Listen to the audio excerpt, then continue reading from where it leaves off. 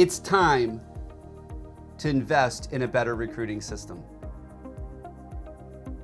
When you lose something that you had, it hurts. When you lose a key employee, when you lose a key customer, when you lose on getting that invoice fulfilled, it hurts.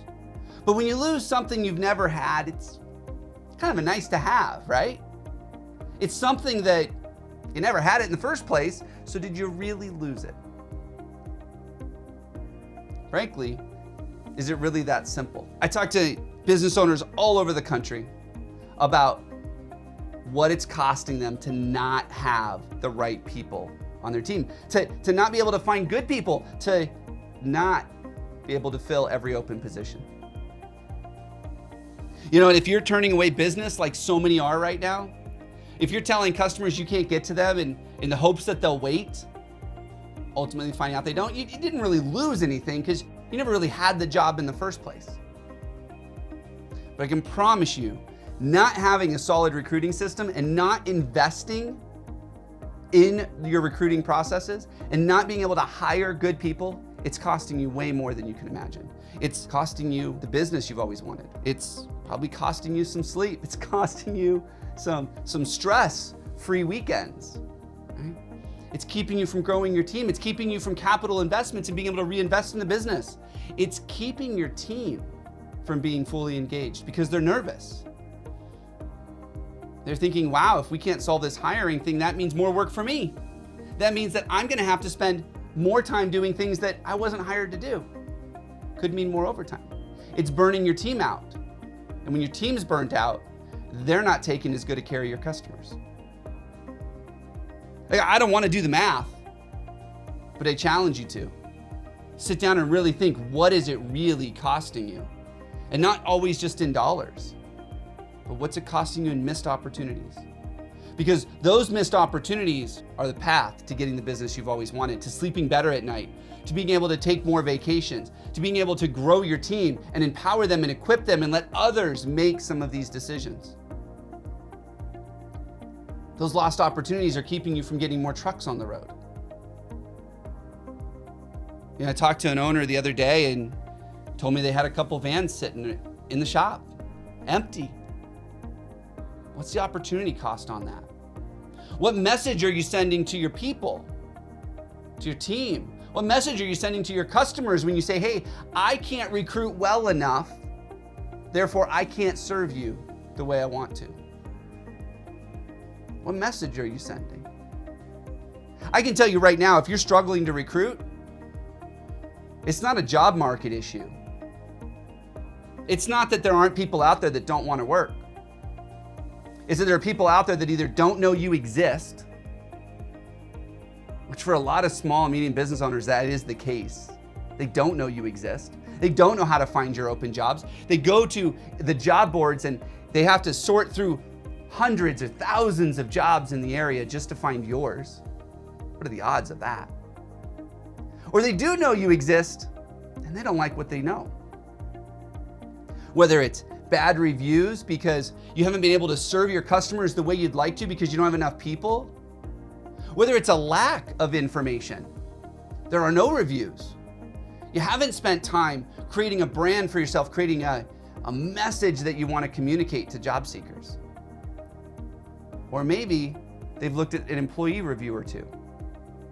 And those employee reviews come across not in a positive light. Or maybe they know someone on your team that says, hey, stay away.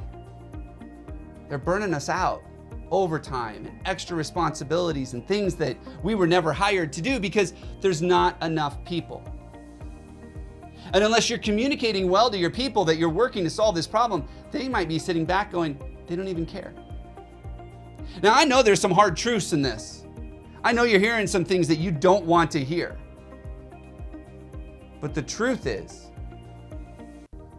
you've got to invest in a better process. You've got to be intentional about recruiting and hiring.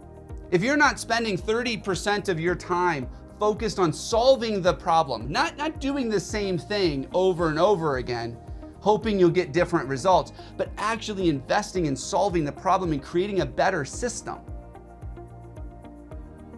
If you're not communicating that information with your team, how can you expect to actually solve the problem? When you're able to solve this problem, not only can you get those empty trucks running again, service those customers the way they deserve to be taken care of, but you're going to stop burning out your team. They're going to go home at a decent hour. They're going to be happy when they get home, and they're going to come in happy at the start of the week because they're not burned out, because they're not doing things that you didn't hire them to do. And at the end of the day, you'll be able to stop telling your customers you can't get to them. What message does that send? When you go to your team and you say, hey, book them 3 weeks out. We'll send a sales rep out in a month because we don't have enough people. Imagine you can go to your customer and you say, I can be there tomorrow because you've got enough people on your team. So you'll be able to stop telling your customers you can't get to them, or even worse, you'll be able to stop ghosting them. I can't tell you how many companies we've talked to and they're like, oh, we call back as many people as we can get a hold of, but the rest we just let them go. And if they really want us, they'll call us back. Right now, candidates ghosting is a huge thing. Even customers ghosting, it's starting to become more of a norm and a trend. Where'd it come from? Well, as employers, we taught them that we're going to ghost them too. We're not going to get back to the candidates that reach out to us that are hard to pursue. We're going to not tell them that we've rejected their application, even though we looked at it and we're like, yeah, no way. We're not going to continue to pursue those customers because we don't have enough people.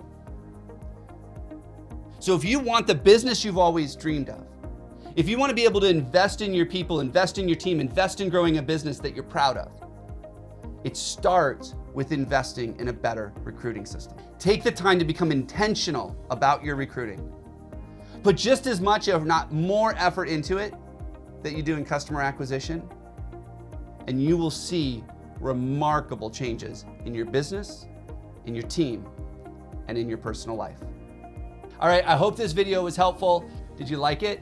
Be sure to subscribe to my YouTube channel to get notified when future hiring tips are published. Also, head over to thecorematters.com. Check out our free masterclass to help you hire more high-quality workers. Until next time, remember, when you have the right people, every part of your business gets better.